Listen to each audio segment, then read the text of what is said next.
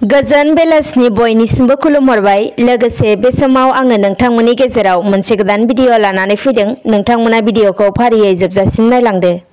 जाफिननो गोनां उफ्रा बिसायख'थिखौ लानानै गोबां दोलोनि गेजेरावनो सावरायलायनाय, बुंलायनाय, गुबुन दोलोआव बारस्लायनो नाजानाय बायदिफोरखौ दायो बिसायख'थिनि आगोल आगोल नुनो थांगासिनो। बे समावबो बिटिसिनि बारग' गाहाय खुंगिरि एबा बिपिएफनि गाहाय दैदेनगिरि हाग्रामा महिलारी बिथांनिफ्राय मिथिनो मोननाय बायदिब्ला बिपिएफ दोलोआ महाजोतनिफ्राय ओंखारबाय आरो दायो बिजेपि राजखान्थि दोलो एबा आसामनि गिबि मन्त्रि डक्टर हिमन्त बिश्व शर्माजों हाग्रामा महिलारी बिथाङा बिसायख'थिनि समाव जाबोनाय गासैबो एना एनिफोरखौ बावगारनानै फिन बिजेपिजों लोगो जानायनि लामायावसै होनना मिथिनो हादों। आरो बिथां हाग्रामा महिलारीआ बुंथिबावनाय बायदिब्ला जाफिननो गोनां उफ्रा बिसायख'थियाव आसामनि गिबि मन्त्रि डक्टर हिमन्त बिश्व शर्मानि बिथोन आरो सावरायलायनाय बायदिसो बिपिएफ दोलोआ थिरांथा लानाय जागोन होननानैबो मिथिहोबावदों।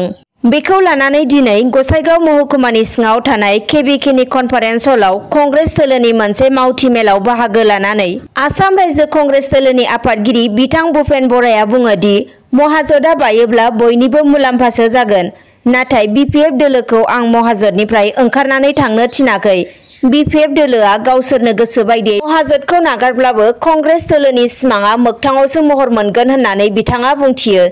बेजों लोगोसे बिथाङा बुंबावो दि बिपिएफ दोलो थानायनि थाखायनो कंग्रेस दोलोआ सिगांनि बिसायख'थिफोराव एबा थांनाय आसाम बिधानसभा बिसायख'थियाव बिजाथि फसंनो खाबु मोनाखैमोन एबा रायजो राजाफोरा कंग्रेस दोलोनि आखाइनि सावगारिखौ नुनो मोनाखैमोन। नाथाय दा बिपिएफ दोलोआ थारैनो महाजोत नागारमारोब्ला कंग्रेस दोलोनि मावथिफोरा हाबा मावनायाव साबसिनसो जागोन होननानै बुंथियो आसाम रायजो कंग्रेस दोलोनि आफादगिरि बिथां भुपेन बराया।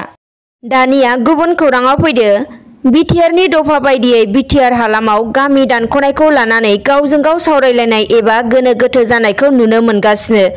मख'नो गोनांदि साननैसो सिगां माखासे नंखाय मेप बानायनानै उदालगुरि जिल्लायाव गाव गावनि गामिफोरखौ मेपआव दानख'जानाय नुनानै गोबां ससियेल मिडिया एबा मेल मिटिंफोराव सावरायलायनायखौ नुनो मोन्दों। बेखौ लानानै दुलाराय बर' फरायसा आफादनि आफादगिरि बिथां दिपेन बर'आ खौरां मेलनि गेजेरजों रोखा फोरमायना होयो दि थांनाय समाव जाबायदि माखासे बिटिआरखौ गनायना लानो हायै सुबुंफोरासो नंखाय मेप खालामनानै गामि दानख'नायखौ लानानै नंखाय फोसावना रायजो राजाफोरखौ गोनो गोथो खालामगासिनो दङ। नाथाय बेफोरो गासैबो नंखायसो होनना बिथाङा खौरां मेलनि गेजेरजों रोखा फोरमायनानै होदों। आरोबाव गुबुन खौराङाव फैदो। क'क्राझार पुलिस थानानि सिङाव थानाय नाराबारियाव आयेन बेरेखा मोन 450 बेग माइरं हमनो हादों। मोनथिनो मोननायाव रायजो राजाफोरनो जगायनाय एबा राननायनि थाखाय सफैनाय माइरंखौ राननानै होआलासिनो गोसोम फालांगि खालामखुमानोसो नाजादोंमोन। उनाव मोनसे स्रोद सुलुंनि गेजेरजों क'क्राझार पुलिसआ मोनथिनो मोननानै मोनसे सिग्रोमनाय हाबाफारि लायो आरो बे सिग्रोमनायाव माइरंनि आबुं मोनसे ट्राकखौ हमनो हानायजों लोगोसे सन्जीब घोष आरो आथुवार आली मुंनि सानै सुबुंखौ हमनो हायो। आरोबाव फैबावदो। रायजो नाङै आसाम पुलिसनि ड्राग्स हेंथा हाबाफारिया सोलिगासिनो थानाय समावनो बाक्सा जिल्लानि तामुलपुर पुलिसआ आरोबाव मोनसे जाफुंसार जानो हाबावदों। मोनसे स्रोद सुलुंनि गेजेरजों तामुलपुर पुलिसनि मोनसे हान्जाया गोख्रों सिग्रोमनायाव गोबां कौटि रां बेसेननि ड्राग्सफोरखौ हमनो हानायजों लोगोसे ड्राग्स फालांगि खालामग्रा आरो ड्राग्स बाहायग्रा गोबां सुबुंफोरखौ पुलिसआ खानो हादों। दानिया आरोबाव फैबावदो।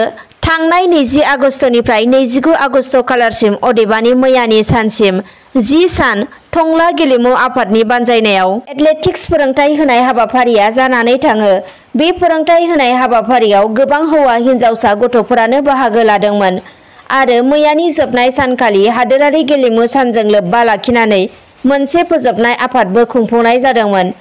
मख'नो गोनांदि बे आफादाव गाहाय आलासि महरै बाहागो लानो हादोंमोन आसाम बिधानसभानि बुंथिगिरि थामहिनबा जायगानि एमएलए बिस्वजित दैमारी बिथाङा बे हाबाफारियाव बाहागो लानानै फोरोंथाय मावबादा हाबाफारि लानायनि थाखाय टंला गेलेमु आफादनिसिम साबायखर बावहरो।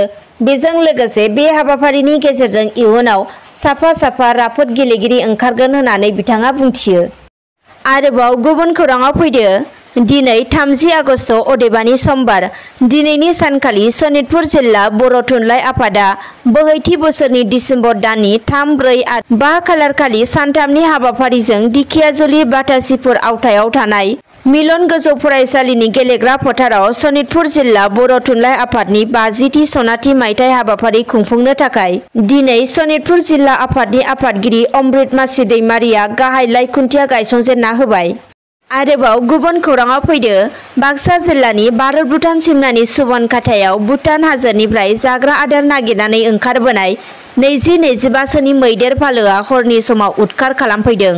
मिथिनो मोननायाव सुबनखाथा ओनसोलनि तेथिलिगुरि गामिनि थागिबि मानिक बिष्णु कर्मनि न'आव थांनाय हरनि 11 रिंगासोआव मैदेर फालोआ फैनानै न' बां सिफायनायजों लोगोसे बारिनि गय बागान सिफायनानै सिलिंखार खालामना गालाङो आरो 30 मन माइखौ जानानै आलाय सिलाय खालामनानै सिलिंखार खालामलाङो। उनाव हरनि समावनो गामिनि रायजोफोरा मैदेरखौ होखारहरनानै न'खरखौ रैखा खालामनो हायो। मख'नो गोनांदि हाग्रा बिफाननि मावथिफोरा बे जाथायनि सायाव जेबो खौरां लायैनि अजद दैखांदों न'खरजों लोगोसे गामिनि रायजो राजाफोरा। दिनैनि खौरांफोरा बेखिनियानोसै। गोजोन्थों।